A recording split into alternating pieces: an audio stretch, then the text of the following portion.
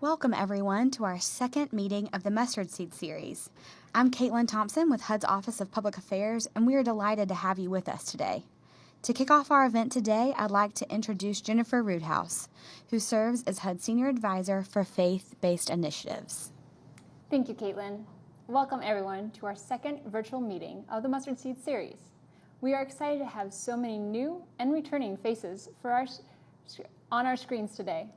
Today's meeting will begin with brief remarks from Secretary Carson, followed by Mobile Loaves and Fishes CEO Alan Graham. After his presentation, we will open the floor for questions and discussion. Throughout this workshop series, we are highlighting the innovative ways the faith community is coming together to serve our neighbors in need. To begin today's discussion, I'd like to introduce HUD Secretary Ben Carson. Well, thank you, Jen, and good afternoon, everyone, and welcome to our second meeting of the Mustard Seed series. As I meet with people of faith from all over the place, I am reminded of how important our role is in tackling mountainous issues such as poverty, hunger, homelessness. We launched this series to highlight faith-based organizations that have faith the size of a mustard seed. As written in the Gospel of Matthew, moving mountains for their suffering brothers and sisters. Today, we're pleased to hear from founder and CEO of Mobile Loaves and Fishes, Alan Graham, about the incredible work they've done in Austin, Texas. He recognized that chronic homelessness was not due to lack of resources, but rather a lack of coordination. Faith-based organizations are in a unique position to build meaningful relationships with those who are connected to this organization. Mobile Loaves and Fishes Community First. Village is changing lives. Mr. Graham's team has put together a video highlighting the tremendous work their organization is doing. The Community First Village is the craziest place I've ever been and ever lived. Oh! I love this place. What we're doing here in Austin, Texas has never been done anywhere in the United States of America or the world. Mobile Loaves and Fishes has created a new movement designed to lift the most chronically homeless men and women of our community up off the streets. When I look back on it, it was nothing short of a miracle.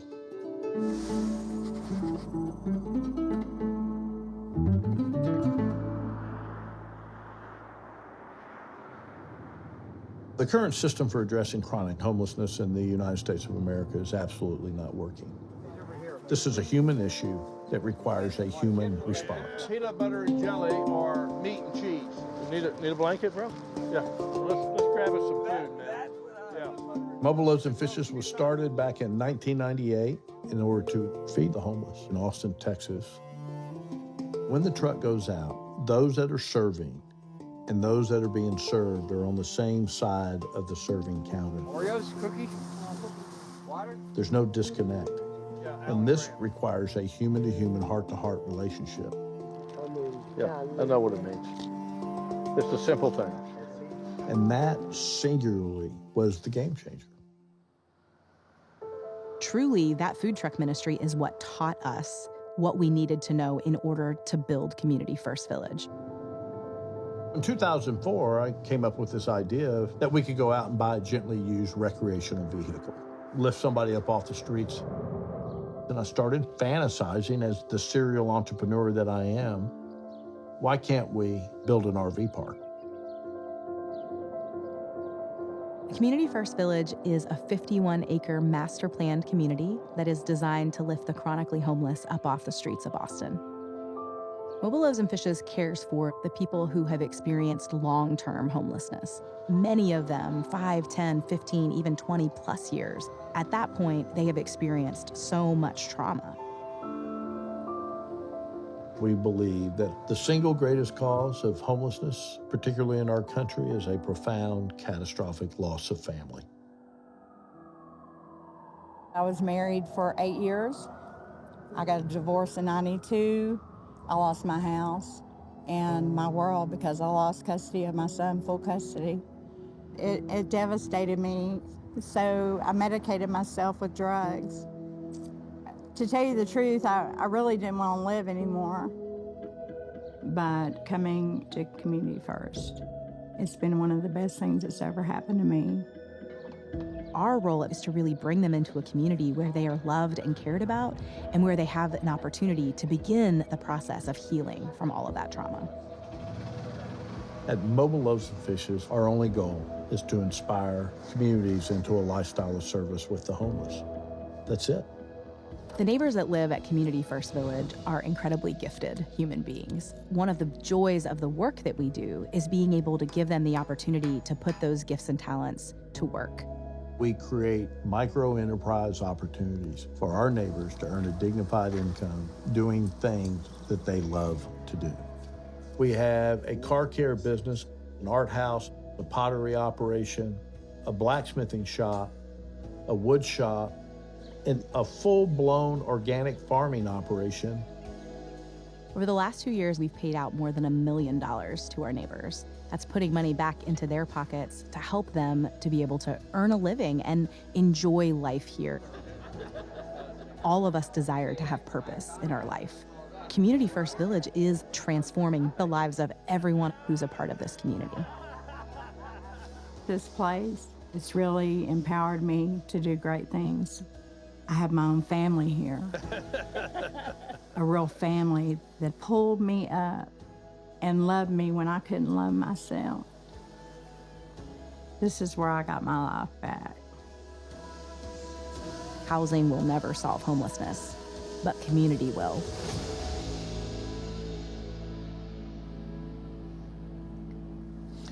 Well, I just want to thank Alan Graham for joining us here today.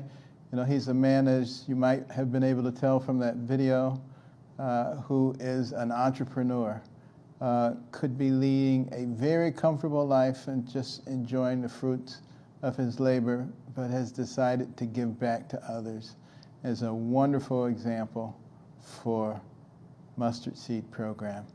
Mr. Alan Graham. Thank you, Mr. Secretary. This is truly a blessing for me to be on with you, and an honor to be your second guest. And, you know, the mustard seed is so appropriate, and that biblical narrative is actually so important.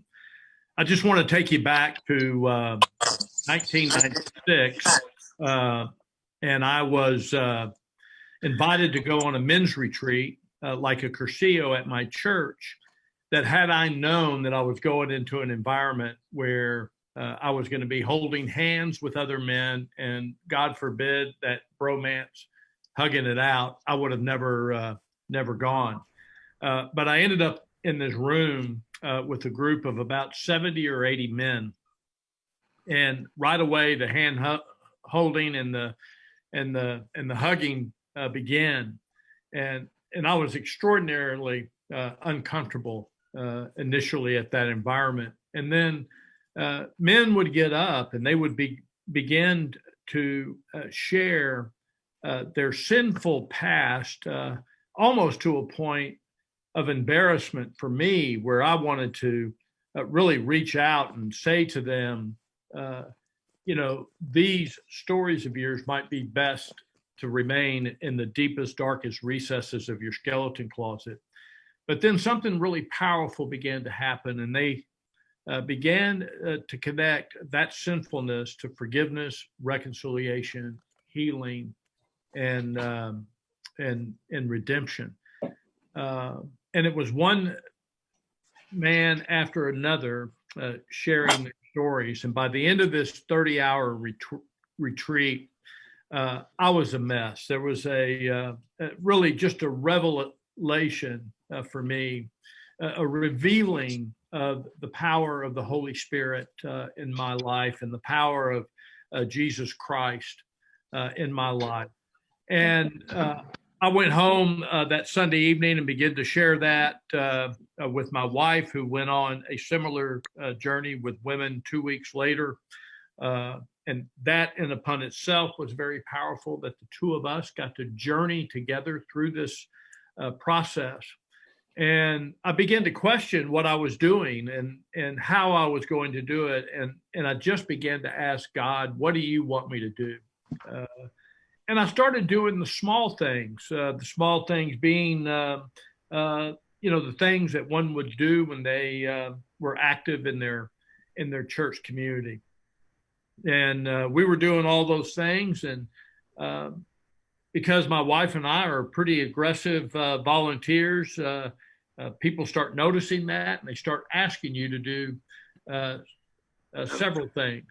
And by about the springtime of 1998, my wife and I were having coffee with a girlfriend of ours, and she was telling us about a ministry in Corpus Christi, Texas, where on cold winter nights, multiple church communities would come together and pool their resources in order to take out to the men and women that were on the streets of Corpus Christi. And as I can only attribute this to divine providence, instantly the image of a catering truck entered my mind as a distribution vehicle from those of us that have abundance to those that lack abundance. And I didn't share that idea at that time, but I went to bed that night with this on my mind, and this is how serial entrepreneurs work. I got up the next morning thinking, I think this is a pretty good idea, and we might be able to franchise this in every church and every community where there's a homeless and working poor population. Finally, after about a week or so of this fantasy, I had the courage to share this idea with my wife, who, by the way, is married to a serial entrepreneur. And anybody that understands that process understands that one can end up on a roller coaster of a journey. And so I said, look, I have this idea, and laid it out. And she just looked at me and in a very beautiful way just said, oh my God, here we go. And then on September 13th, 1998, me and 5 of my buddies here in Westlake Hills in Austin went out in my buddy's green minivan with 75 sack meals and had the most extraordinary spiritual evening of our lives. And it was absolutely beautiful. And we knew then that we were going to purchase this catering truck, which we did, and put it into full operation in 1999. And today there are catering trucks all over the United States now, and we have served nearly 6 million meals since our inception. But there were 3 things about that truck that were really important. Number one, the truck ended up going to where the brothers and sisters, our neighbors, are, as opposed to herding them to a central soup kitchen. Secondly, I have a very big belief that our God is infinite and abundant, and that the food that went out on that truck was always store-bought, brand new, first quality food, never dated, never leftover. And that allowed people to have a choice, which turned out to be a big deal. Instead of just getting your food unit, they had a choice based upon the inventory that was on the truck. And then the third thing that was extremely important is that those that were serving and those being served were on the same side of the serving counter. And that required this one-on-one, human-to-human, heart-to-heart connection. And I started falling in love with these men and women. And so they told me you're going to have to wait for technical assistance to make a decision on looking that. forward to going out on the streets and meeting with my friends and seeing them again and again and again. And then in 2003, we started what we call street retreats, which is a one-on-one retreat between you and God. And the retreat center were the Wallace streets of Austin. And I've spent now about 300 nights on the streets. And it was in this environment that you really became intimate with the men and women that were out there. And there was a common denominator that I discovered in that process. And that common denominator was that every single man and woman that we encountered came from a traumatically broken family background. And when I talk about trauma, I'm just talking about trauma at some of the greatest levels of human violence that one can possibly imagine.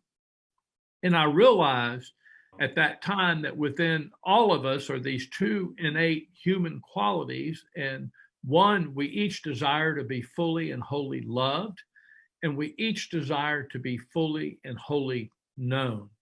And so I wanted to do something about it. I thought that the housing movement in the United States was a very transactional movement, that if we just lift somebody up and stick them into the house, that they were no longer homeless.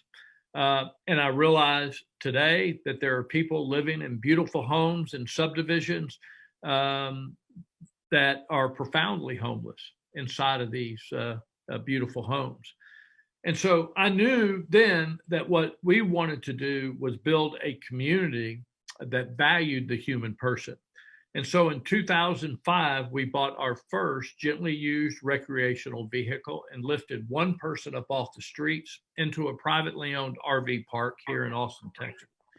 And again, as a serial entrepreneur and as a serial real estate developer entrepreneur, which is where I came from, started fantasizing about building an RV park or KOA, a campground, or what we now know as an RV park on steroids. And we attempted to collaborate very deeply with our local government, the city of Austin here, but that process became extraordinarily difficult. In fact, the Not in My Backyard movement was so unbelievable that at one of our neighborhood meetings, the police had to be called in order to escort us out of that meeting. And that put our elected officials into a quandary that made it very difficult for them to vote to approve the zoning and land use and entitlement issues for the property. But we continued to try to work that process with the city for another 4 years. And finally, in 2010, we decided that we were going to go outside the city limits of Austin, Texas, into the county or the extraterritorial jurisdiction. And in the state of Texas, there is no zoning outside of a municipal boundary, which turned out to be a fairly rare issue around the United States and a very powerful issue. And we bought our first 27 acres. And we went through the planning process on that. And by 2013, finally had our site development permit and broke ground in October of 14 and began to move our first neighbors in about October, November of 2015. Today, that original site, 27 acres, is full. We have about 250 people living here. We have now opened up phase 2, which is an additional 24 acres. We just opened that up during the summer, this past summer, and that will add another 310 homes that include these fully self-contained park model RVs, 110 of those, along with about 200 micro homes, which are sub 200 square foot beautiful homes like you saw in the video. Additionally, we have now acquired another 126 acres, and we are in the planning process of that now, which will add about 1,400 new homes to the marketplace.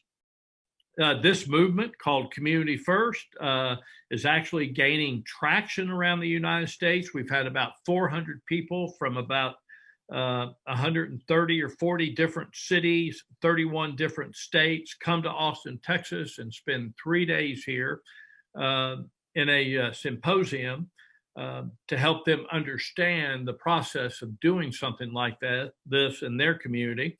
And we're beginning the replication process in cities like Springfield, Missouri, San Antonio, Texas, Midland, Texas, Victoria, Texas, Tulare, California, and Lakeland, Florida. when you come into the village, it's all about the human connection here. It's all about community. It's all about the forged family. And I would encourage everybody on this Zoom cast to read an article that was published by David Brooks in the Atlantic magazine in March that entitled "The Nuclear Family Was a Mistake." That's an assaulting title, but the article is one of the most powerful articles I've ever read, along with the book Beyond Homelessness, Christian Faith and a Culture of Displacement. Now, when you come into our village, the first thing you encounter is an outdoor Alamo Drafthouse movie theater and a 19-unit bed and breakfast. If you can imagine having a B&B in a community designed to lift the most despised and outcast of our community up off the streets. This B&B has about an 80% occupancy rate. We have a medical clinic. We have behavioral health care out here. We have family elder care. We have micro enterprise, which you heard in the video, that this year alone, 2020, will have our neighbors having earned nearly $1 million worth of dignified income through a car care business, an art house, pottery, jewelry making, soap making, a wood shop, blacksmithing shop, an organic farming operation, hydroponic operation, as well as our property beautification and maintenance out here on the property.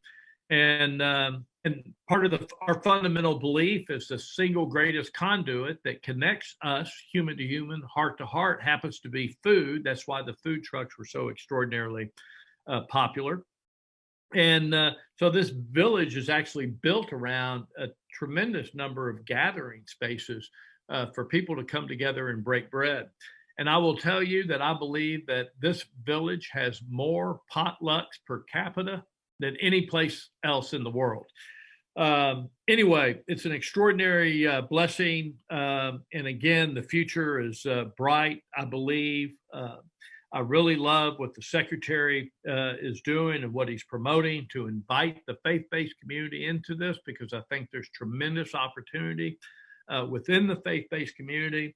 And I think there's tremendous opportunity to invite innovation within the areas of how it is that we can mitigate this. And again, I want to thank you, Mr. Secretary, and I'm available to answer any questions. Thank you all, and God bless. Thank you, Alan.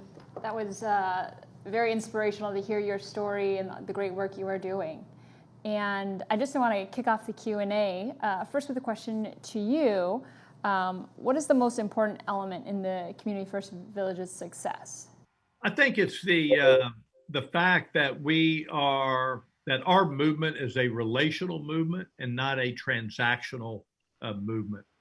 And we believe that we can address these profound human issues that exist in our country by transactionally trying to fix those problems, like providing housing. But we believe that it's a human-to-human, heart-to-heart. So the entire philosophy of our movement is all about relationships, and it's about inviting people into a relationship with the homeless. In fact, our vision statement, the why that we exist, is that we empower communities into a lifestyle of service with the homeless. We don't feed people, we don't house people, we don't employ people. We use those elements as conduits, as tools to connect human to human, heart to heart. Great question. Thank you. How did you acquire so much land? Well, Mr. Secretary, I attributed that to the man upstairs. I mean, we came out and to the original 27 acres, and I had a donor friend of mine that purchased the property. And this was when this was a tiny vision, and no one knew that we could do something of this magnitude. And then another donor friend, after the proof of concept got through, acquired the 24 acres for us next door that we're now opening. And then an extraordinarily resourced friend of ours recently came in, and back in, I don't know, March, April, closed on the 126 acres, and that was about a $10 million investment on their part. And so really, I think, Mr. Secretary, my advice is to follow the call of God. And if we're always oriented to the fact that he is actually the CEO and the founder and the visionary behind all this, then I think he will continue to bless us with the resources that we need to move this, as opposed to leaning into the government to solve all these issues. And one thing I might mention, you know, I did have an opportunity to visit, and I was so impressed by how neatly laid out everything was, and the sense of community that was developed there. There were people there who were, you know, sitting at craft tables, making things. They were very proud of what they were doing, and they were only too happy to explain what they were doing, and you know, giving people a sense of self-worth, and at the same time the ability to support themselves. It really is, I think, God's work. Yeah, thank you very much. Yeah, no, when people are working, you know, idle hands, you know, make for, you know, poor decisions. And when you live on the streets and you don't have much to do and you're suffering from the trauma of living on the streets, when you move from that environment to a purpose-filled environment, you're going to use less drugs, less alcohol. The mental health issues that you're battling on the streets are far more manageable when you're in an environment where people really care for you. And the paper that was issued last week through Usage that talked about trauma-informed care is foundational to what we believe here, that if we can begin to address those traumas, and a lot of that can be addressed through just a purpose-filled life. And I think the other thing that's very noteworthy is you're not too restrictive in terms of the kind of housing that is there. You have tiny houses, micro houses.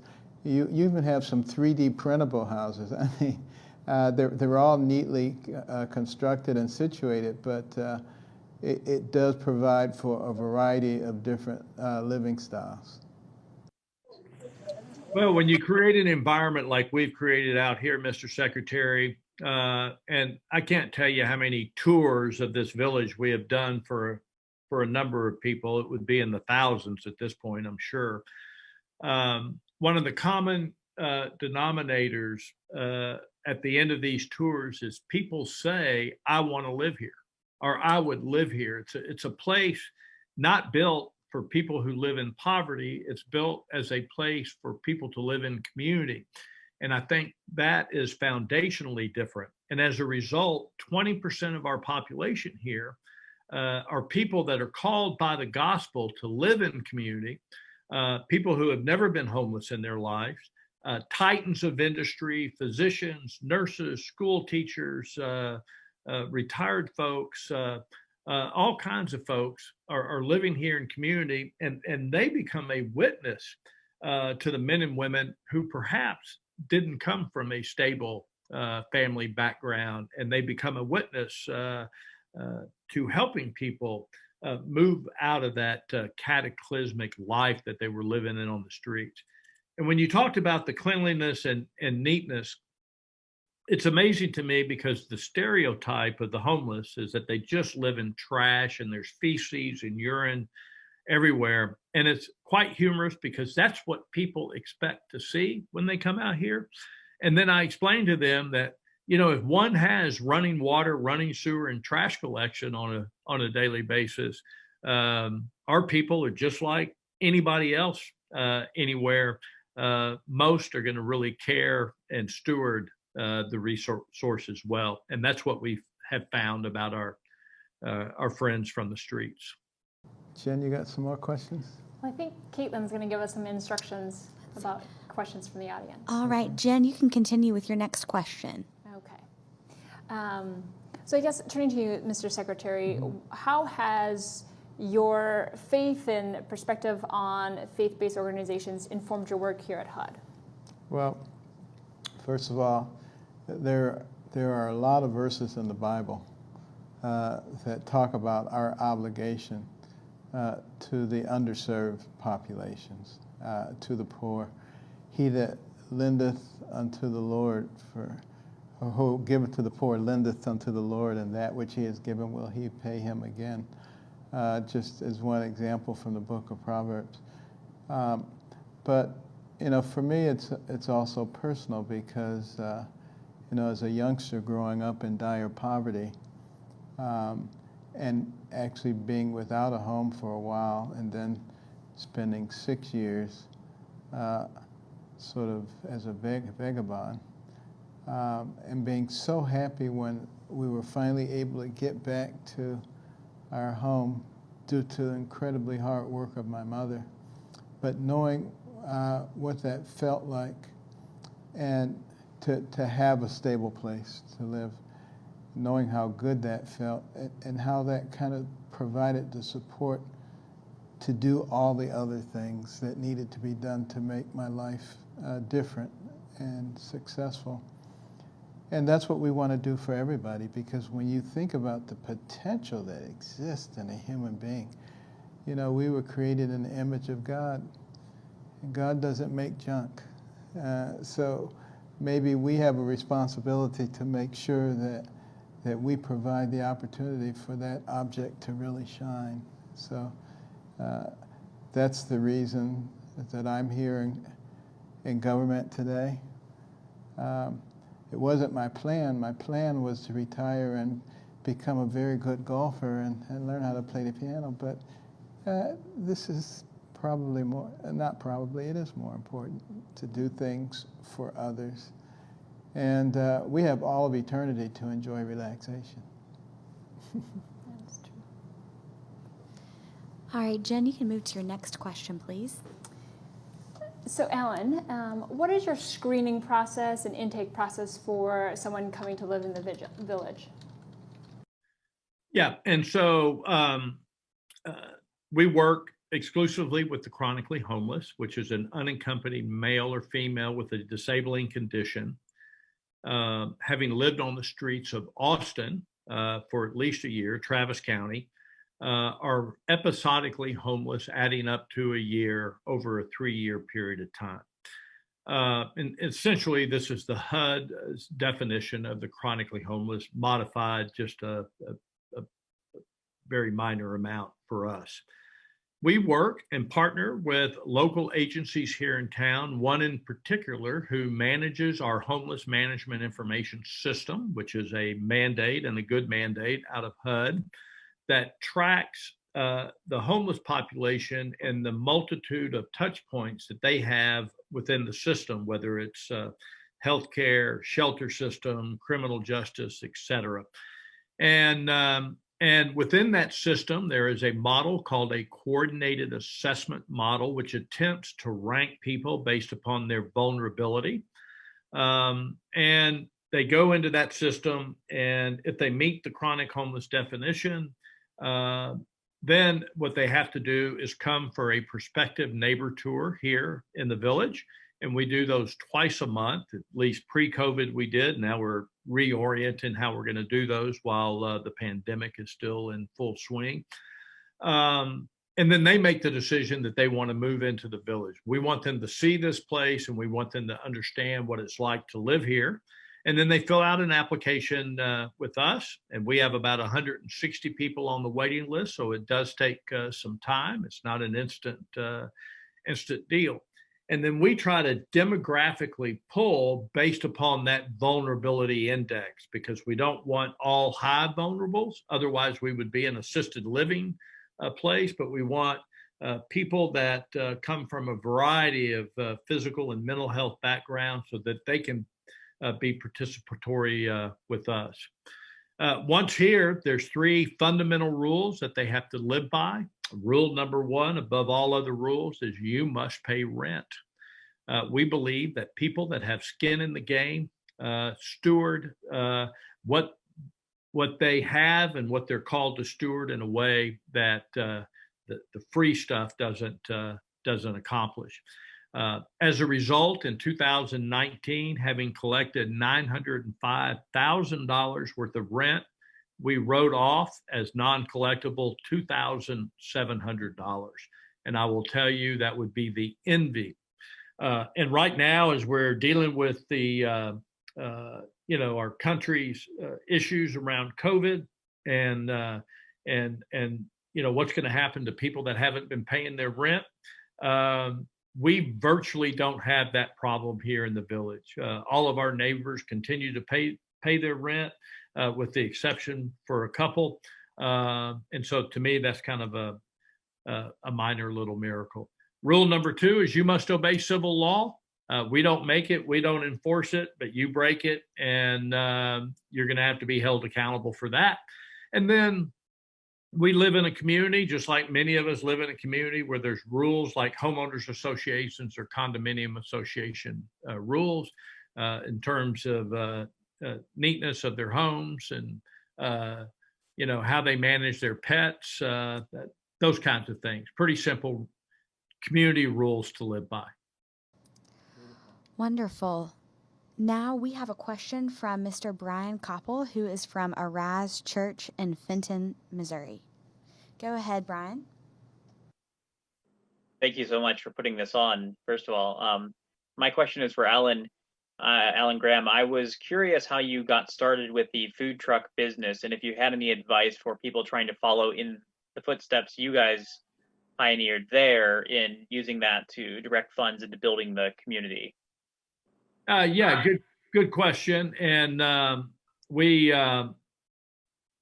it's a cold truck operation, so we don't do the hot truck thing. Health department rules around hot trucks and the handling of food at different temperatures is quite difficult. So we wanted to simplify this. And so typically the meal that goes out are sandwiches, prepackaged food items like chips, fruit like apples, oranges, and bananas, boiled eggs, milk, juice, water, those kinds of items on the truck to make it easier for us and our volunteers to not be under the rigid compliant and the legitimate rigid compliant of local health departments. And so really we started going out in our green minivan to make sure that we, who had no experience interacting with the homeless, were comfortable going out on the streets. And it turned out it was just awesome, and broad daylight, street corners, no risk. We've had no incidences in 22 years of any magnitude other than a few F-bombs thrown our way during that period of time. And I would just highly encourage, and that's where you begin that relational connection. And I really think that's what God is asking us to do, and that's really what charity is all about from a biblical point of view, is that connection, human to human, heart to heart, that actually built on top of that foundation of charity is the issue of justice, which we believe very powerfully in. But it doesn't begin with justice. It begins with that charitable act. It begins in exactly the same way as the story of the Good Samaritan, and that we have a choice, basically, whether we're going to be the Good Samaritan, whether we're going to be the robber, or whether we're going to be the passerbys in that deal. And so we've elected to be the Good Samaritan and stop and pick people up and lift them and take them into a place that allows them to heal from the ravages of living on the streets. And if you want more than that, you can always email me, alan@mlf.org. You can go to our website too, and I've got information I can send you about the truck operation. Thank you so much. You bet. All right. I'm so sorry, but that is all the time that we have for today, unfortunately. Thank you so much to our speakers and to our audience members for joining our second meeting of the Mustard Seed series. If there were questions that you did not get to, that we didn't get to answer today, then please follow up with an email to faithinitiatives@hud.gov. So please send your question to that email address. Additionally, stay tuned for more information about our next Mustard Seed Series event. This will be a monthly event. So thank you all for joining, and we hope to see you again next month.